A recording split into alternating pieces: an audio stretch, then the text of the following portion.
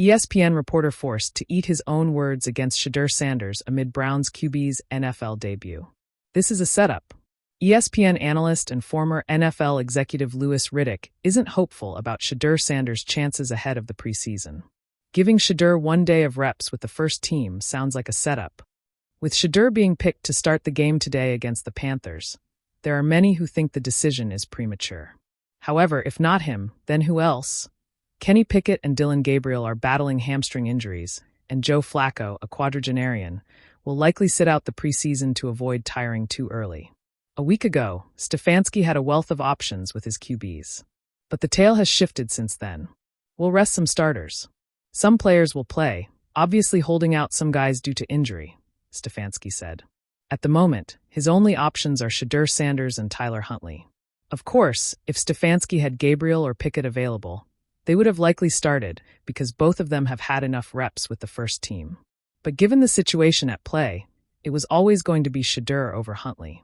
With all due respect to the practice veteran, the current situation is more precarious than the Browns would have expected. The uncertainty regarding the other QBs has put pressure on the coaches to make forced decisions. It's not surprising that some would question Shedeur's chances today. But there are also many who are confident the fifth-round pick will prove them wrong. Riddick's comments have faced a lot of backlash from fans, and he had to explain himself on X. So, we are clear. I never said Shedeur was set up to fail. What I did say was that he wasn't necessarily set up for perfection due to a lack of quality reps. That's the life of being a fifth-round pick. But, if anyone could make decision-makers take notice and succeed in this opportunity, it was Shedeur, he said. Although Sanders has been practicing with the third and fourth teams for the majority of camp, he has had his highlights. He topped the charts in TDs and completions on multiple days. And just because he hasn't had enough reps with the first team doesn't mean he hasn't had any. He has thrown dimes to Deontay Johnson and Luke Floria for TDs before. But is that enough? Said he needed to make 1 or 2 unique spectacular plays to make everyone take notice and earn more reps. I've been there. I've lived it during my own playing career, Riddick continued. This is the stuff for greatness. If Shedeur shows he can overcome this adversity, Stefanski will play him regardless of whether Pickett or Gabriel comes back. Shedeur Sanders' window of opportunity. A 1 in a million chance. That's what many believe Shedeur is getting today. And they wouldn't be wrong. A week ago, he was at the tail end of the QB depth chart, and now he is forced to navigate at the deep end. Even his father thinks that this is a chance that rarely comes. The right opportunity will change your life, said the former Super Bowl champion. However, his disadvantage today gets even bigger. Shedeur will not be playing the game with the best of the Browns' arsenal. With top receivers Jerry Jeudy and Cedric Tillman sitting out, and a different O-line starting, will Shedeur be able to capitalize on this chance? Stefanski has made it clear he wants to rest his veterans and starters who played against the Panthers during the practice match. With so many changes in the starting lineup, Shedeur will be thrown into the fire. This sounds more and more like a setup. So far, however, Shedeur is calm under pressure. Truthfully, I don't care what O-line I go out there with.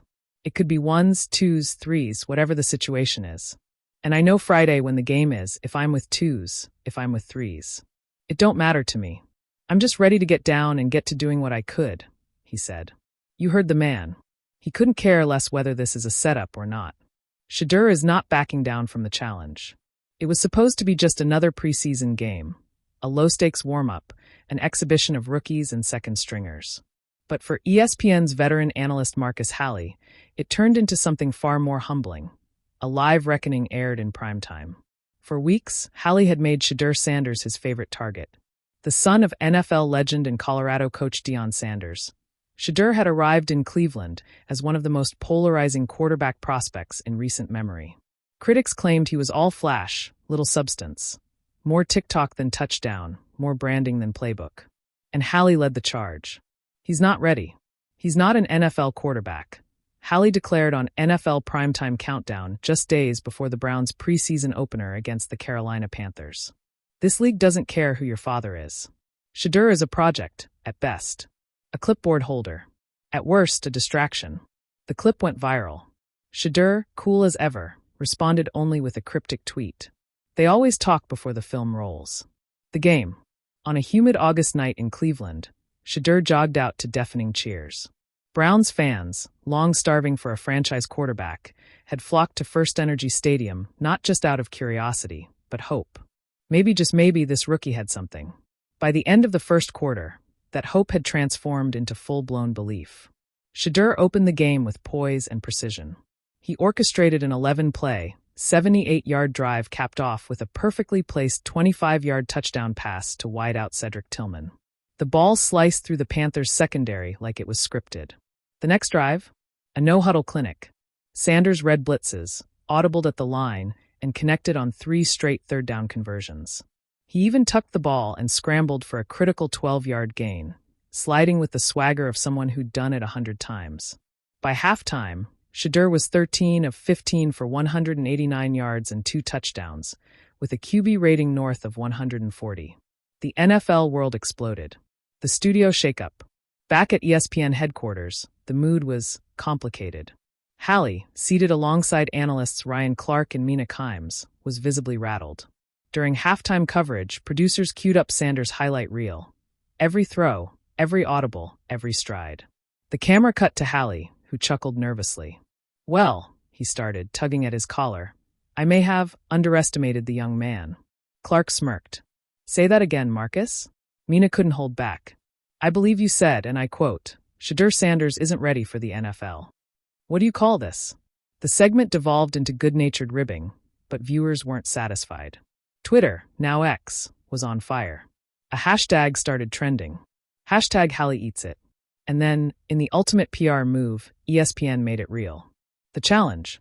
The next morning on First Take, Stephen A. Smith wasted no time throwing fuel on the fire. Marcus Hallie owes Shedeur Sanders and the entire city of Cleveland an apology. On live television. And I think, just to make it interesting, he should do it with a big ol' helping of humble pie. Literal pie. With his words on it. That same afternoon, ESPN's social team posted a photo of a whipped cream, topped apple pie, with printed strips of Hallie's pregame quotes baked into edible paper. A caption read, "Tomorrow on air, Marcus Hallie eats his words." Literally. Redemption, sort of. The next day, the studio audience was giddy. Hallie walked onto the set holding a fork and a plate of pie, shaking his head.